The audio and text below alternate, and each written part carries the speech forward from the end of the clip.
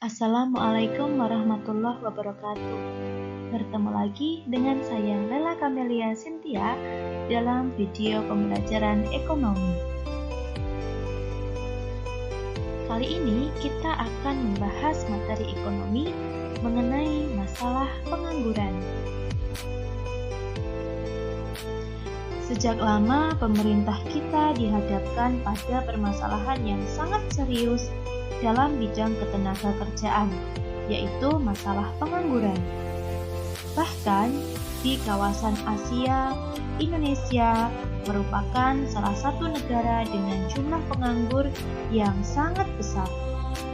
Apakah di lingkungan sekitar tempat tinggalmu saat ini ada yang menganggur?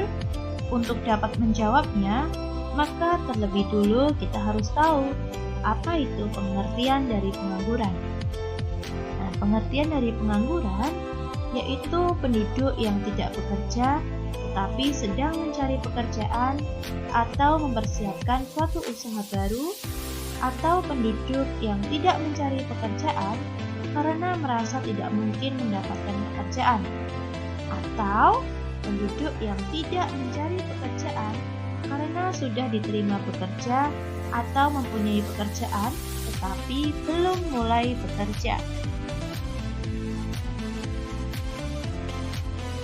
Perhatikan artikel yang tersaji berikut ini. Yang pertama, ada PHK startup terjadi lagi dari Shopee hingga Unicorn Sendit. Kemudian yang kedua, ada petani Lebak menganggur akibat kemarau panjang. Kedua artikel ini sama-sama membahas mengenai pengangguran, tetapi penyebabnya berbeda. Nah, sekarang coba bandingkan artikel nomor 1 dan 2 tadi dengan artikel berikut, nomor 3 dan 4, yaitu artikel mengenai PHK puluhan jurnalis, Microsoft pakai robot untuk produksi berita, dan jumlah lowongan kerja di Jakarta lebih sedikit daripada pelamarnya. Nah, 4 artikel ini membahas mengenai pengangguran, tapi penyebabnya sepertinya berbeda-beda. Mari kita pelajari terlebih dahulu.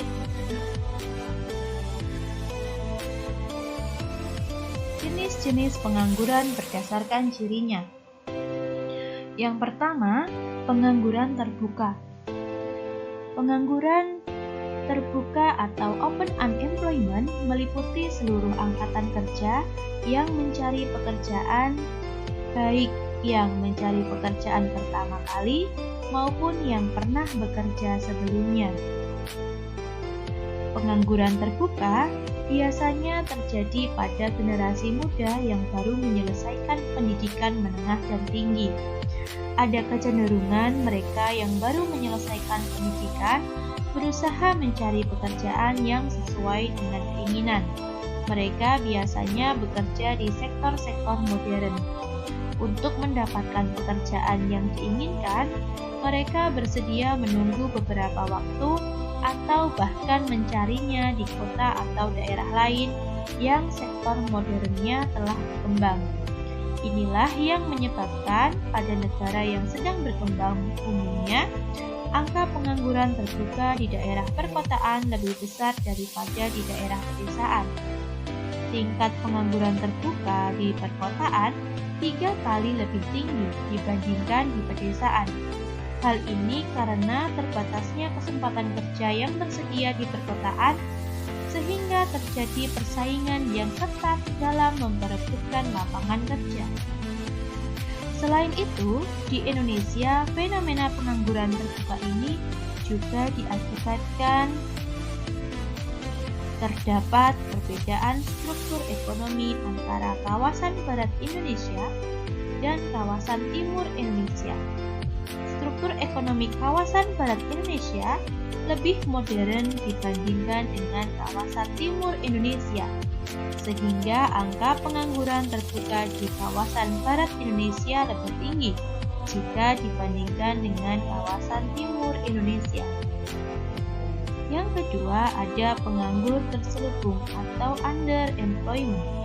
Merupakan tenaga kerja yang tidak bekerja secara optimal karena tidak memperoleh pekerjaan yang sesuai dengan bakat dan kemampuannya.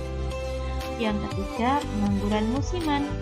Pengangguran musiman adalah pengangguran yang biasa terjadi pada sektor pertanian, misalnya di musim paceklik, di mana banyak petani yang menganggur karena telah usai masa panen dan menunggu musim tanam selanjutnya. Yang keempat, setengah menganggur, yaitu pekerja yang bekerja dengan jam kerja rendah di bawah sepertiga jam kerja normal atau kurang dari 35 jam dalam seminggu, namun masih mau menerima pekerjaan.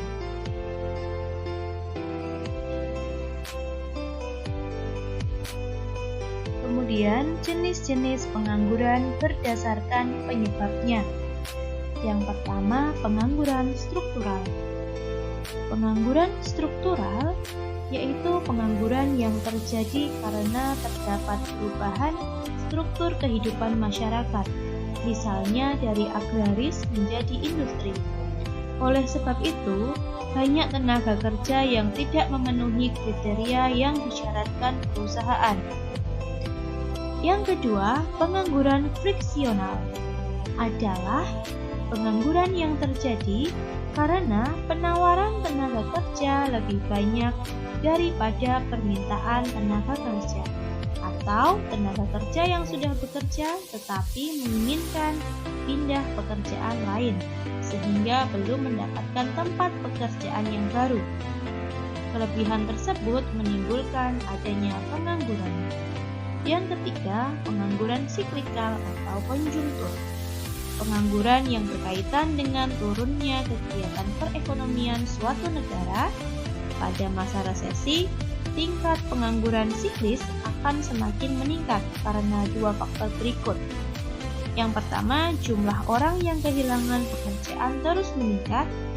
Yang kedua, dibutuhkan waktu yang lebih lama untuk mendapatkan pekerjaan. Yang keempat, pengangguran teknologi, yaitu pengangguran yang terjadi karena adanya pergantian tenaga manusia dengan tenaga mesin.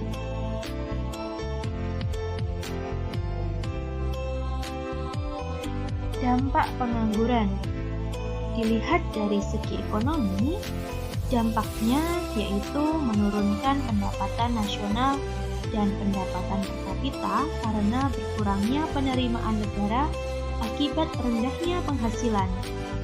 Dilihat dari segi sosial, yaitu memberikan beban psikologis bagi pengangguran dan meningkatnya angka kriminalitas. Selain itu, meningkatnya biaya sosial untuk membantu rakyat seperti raskin dan jaminan kesehatan. Yang ketiga, dilihat dari segi pendidikan, pengangguran dapat meningkatkan angka putus sekolah karena tidak ada biaya untuk melanjutkan sekolah maupun anak harus bekerja membantu orang tua demi memenuhi kebutuhan hidup sehari-hari.